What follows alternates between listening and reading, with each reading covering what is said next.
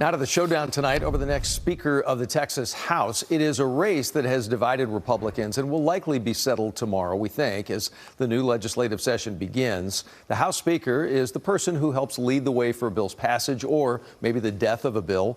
Ion Politics reporter Jack Fink in Austin and spoke with those on both sides of the debate. After current House Speaker Dade Phelan dropped his bid to keep the gavel, one member of his leadership team, Representative Dustin Burrows of Lubbock, entered the race, pitting himself against Representative David Cook of Mansfield. Even though Cook won the House GOP Caucus nomination, Burrows decided to run anyway, despite caucus rules saying Republicans need to back their nominee. Representative Jeff Leach backs Burrows. And Representative Burrows is a rock-solid conservative. He's actually the conservative choice in this race. Incoming freshman Representative Shelley Luther supports Cook.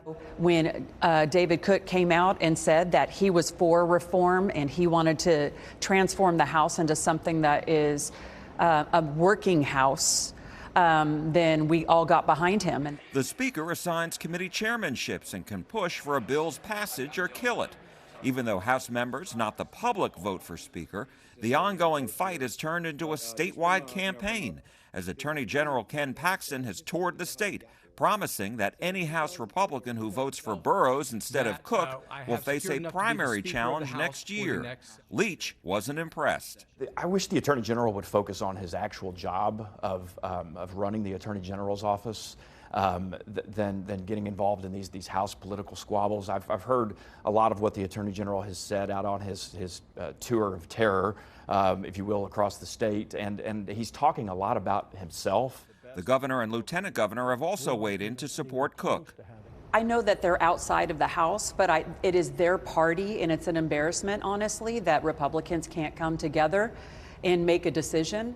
While the battle for Speaker has been bitter, the legislature did get some good news as their session is set to begin. Another big budget surplus.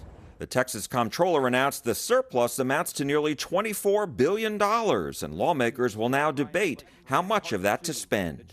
In Austin, Jack Fink, CBS News, Texas. Just by the by, State Representative Ana Maria Rodriguez Ramos is the only Democrat running for Speaker, but won't win because the Democrats are in the majority there. Jack will be there all week for us.